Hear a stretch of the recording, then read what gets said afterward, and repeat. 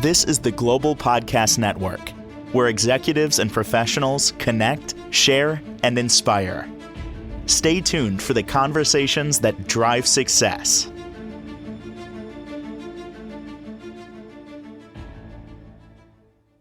Hey, welcome back, everyone. If I were to put a title on this podcast, it probably would be "It's in Your Head" or "It's All in Your Head."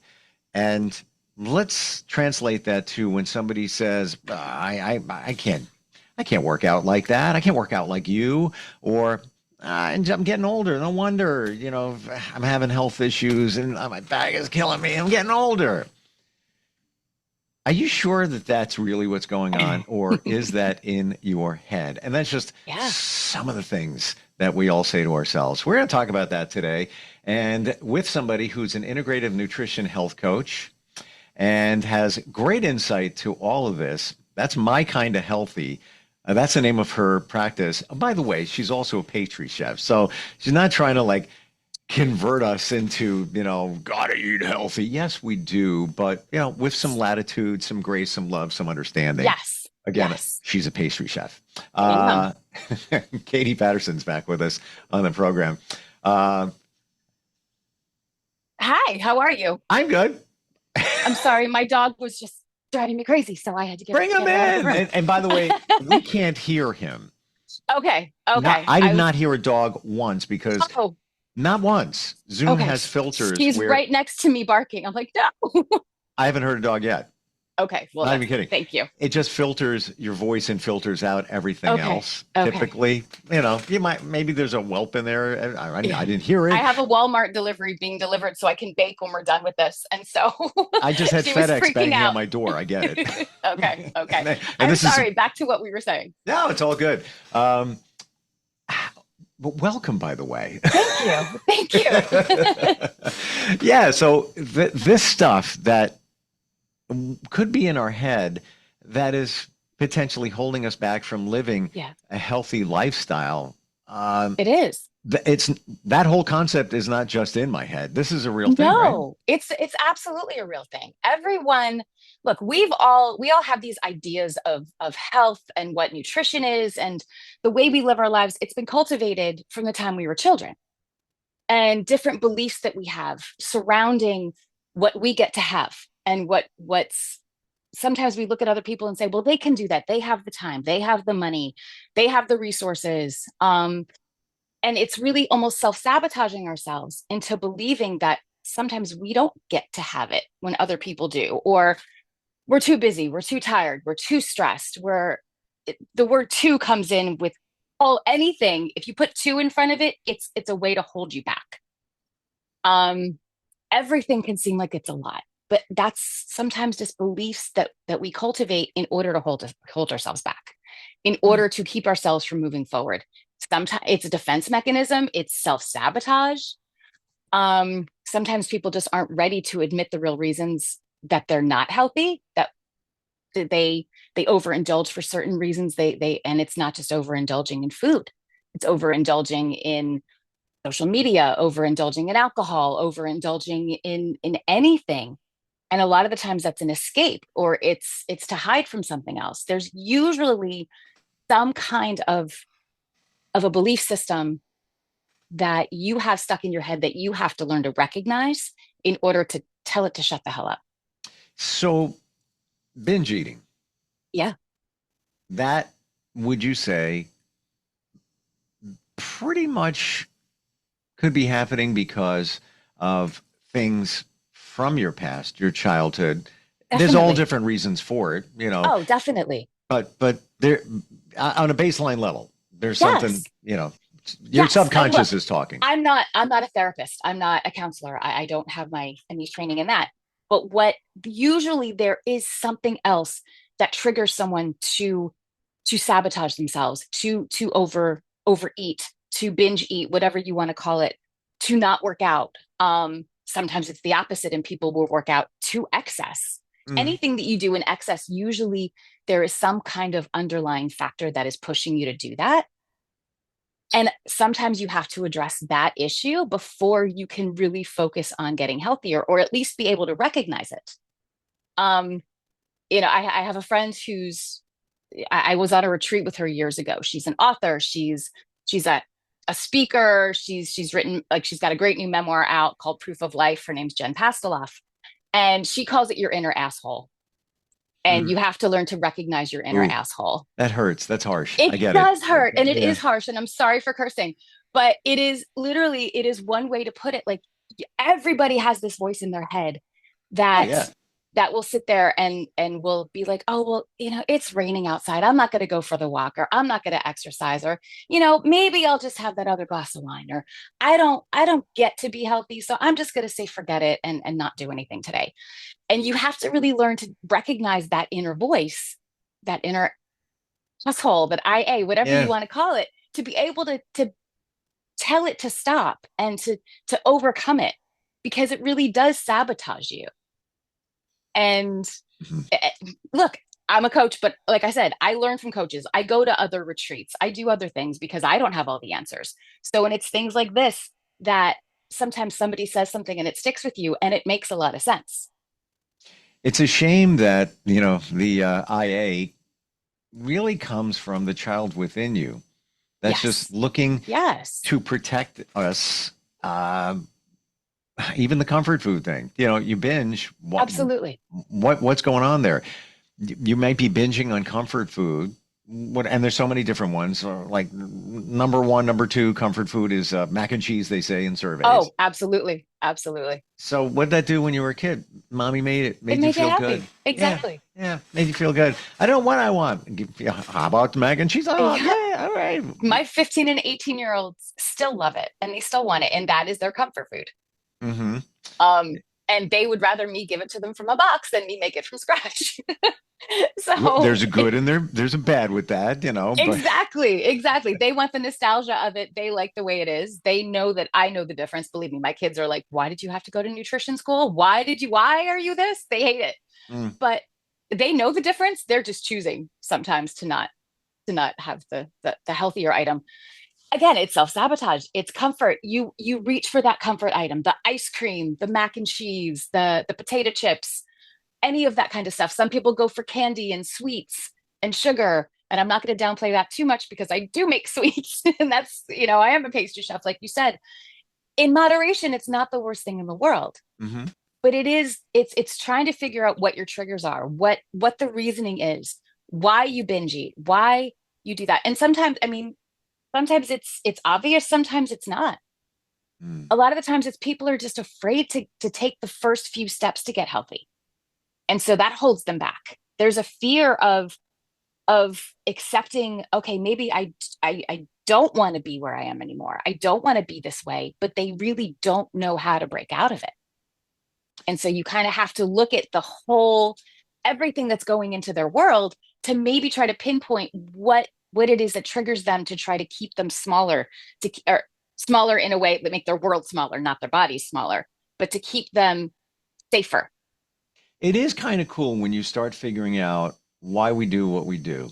And where am I going with that? Like, I had Taco Bell last night. I'm going to say it Okay. right now. It's been a long time, Yeah. but I'm driving with my daughter who's 17 Hmm. and she likes it. She wants to get something to eat. Used to eat it all the time. Yeah, cut back just for health Yeah. reasons. But why did I do it? I'm like, yeah, I got to eat too. All right. Yep. Turn the car. Yep. And it was more of a bonding experience. She wants it. I want to have it too. I Yeah. got to eat anyway. Yeah. What am I going to do? Go, whatever.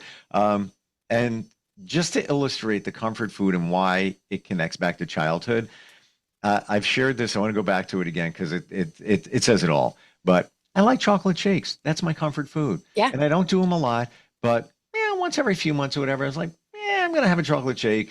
And I kind of like to try different places, even small ice cream shops, see how they make Hmm. it. Is it chocolatey, Yeah. whatever? And I was like, why? What's the big deal with it? Why do I like chocolate shakes? Yeah, okay, they're great, but whatever. And I have a friend who's a psychic that said to me a few years ago, what's the deal with your father and the chocolate shake? And I'm like, again, this is a psychic, and I do Okay. believe they are real, the ones Oh, that have the ability. I believe Um, it. Yes. and I'm like, I don't know what you're talking about. And she's like, no, your dad is coming through. He's saying chocolate shake. What is it? What's going on there? And I'm like, Oh, I don't wow. know. And all of a sudden, I'm like, Bing. Oh my gosh. My parents got divorced when I was very young. And Okay. when my dad would come around for me and my sister, he would bring this thing of back in the day, it was a cup with all the mixings, everything in it. You Yeah. just add milk, including the cup. You just close the lid Uh-huh. and shake it up. I was 4. I know where Oh, I wow. remember the apartment I lived in, and I would look forward to that brown cup showing up. Okay. And that is why I know that I look at that as my comfort food. I get it. There's not even a doubt in my mind. I get And it. and just to illustrate in, what's hidden in our subconscious from our childhood, Definitely. I totally forgot about it until a psychic called Definitely. me out and she was spot Wow. on. It came back to me. I'm like, oh, Wow. how she found that out, or I don't know, that's her job, whatever, but Yeah. that That's really, really cool though. it's there. Those It things are and there. it definitely is there. And look, you just said you let yourself indulge in this periodically. You don't have it very often. It's a comfort food, it's nostalgia, it kind Yeah. of just brings you back. And that's a really healthy way to do it. That's a great way to do it. There's some other people who might not be able to only do that periodically, who live in that comfort zone, who want to stay there all the time because there are other things that are going on. Oh, I get it. And that's when sometimes you do need to just really address it, admit it. And sometimes like working with a health coach can help you do that. Sometimes it means working with someone above what I can do, like way above my pay grade, where you have to literally go to a therapist or something like that. Hmm. Hmm. But sometimes it is just as simple as admitting it to yourself, recognizing the behavior, and then starting to slowly figure out ways to change it. And my understanding of all of this, Katie, I got to say that usually it could start with another modality.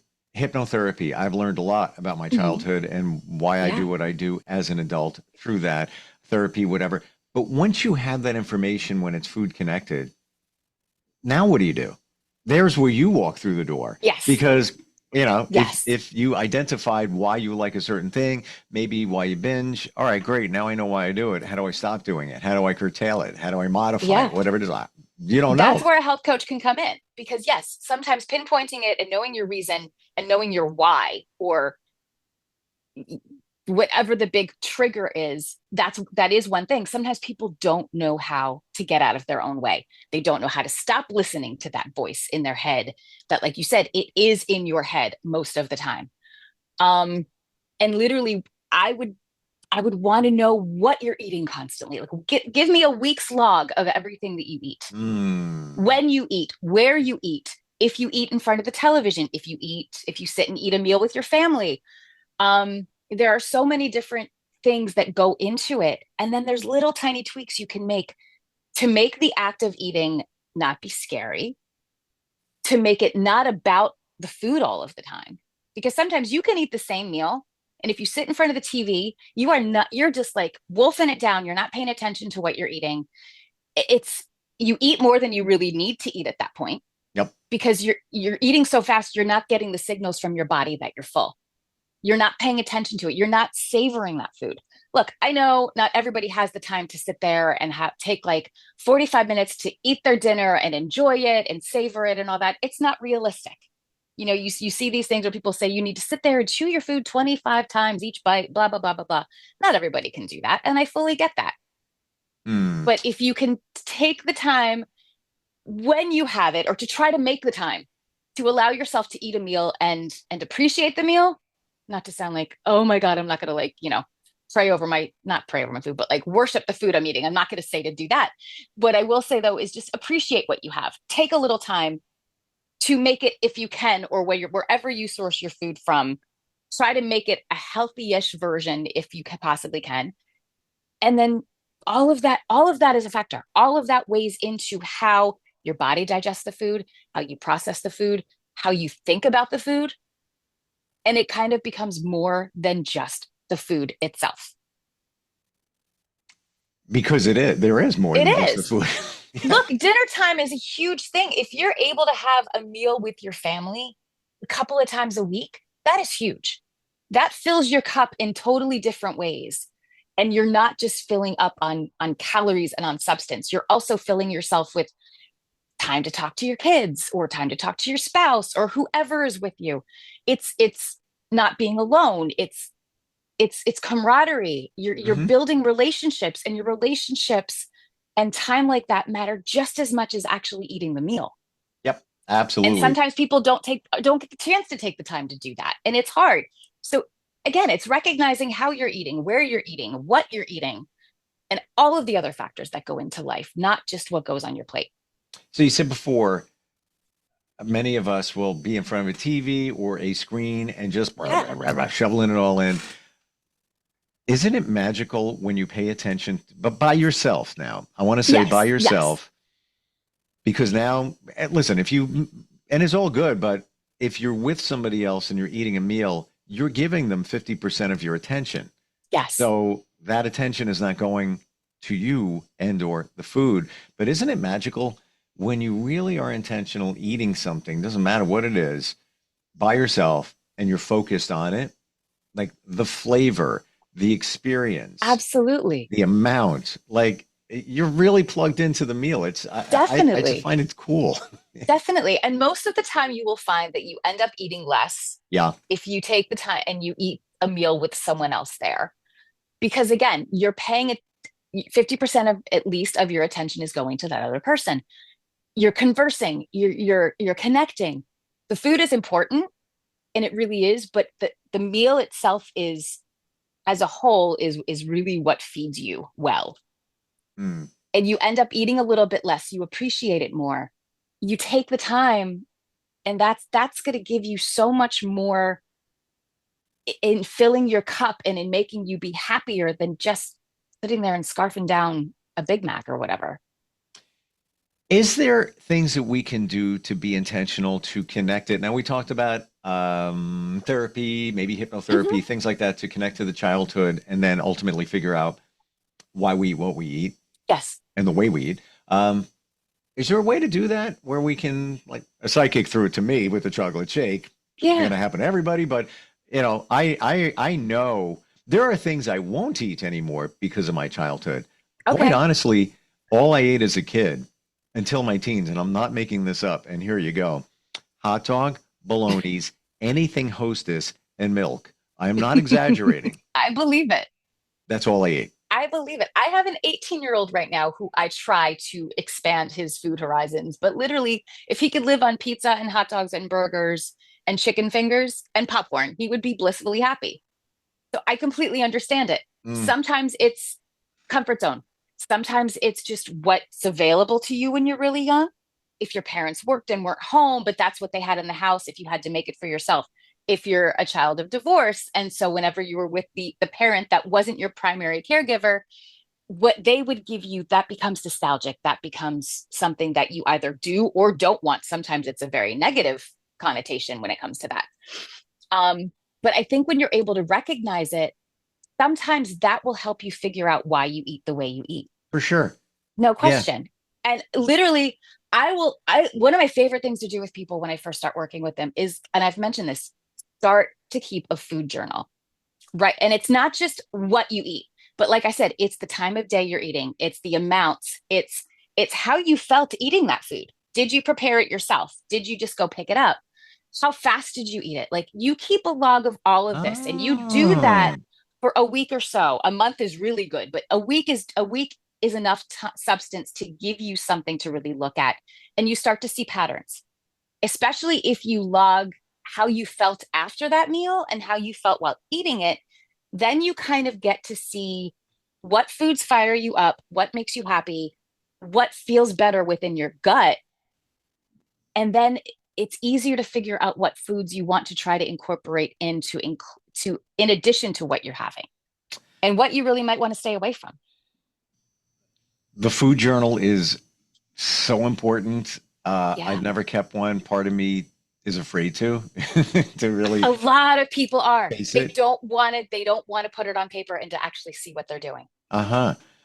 And it's like, oh, well, I know what I eat, for lunch. I brought lunch, Yeah. whatever. But then there's those other times where, you're out somewhere. I'm gonna put that one down. Yep. Espresso martini, gonna put that one down Yep. and that one down and that one down. Yeah. Um, It's an eye opener when you realize what It you're really is. eating.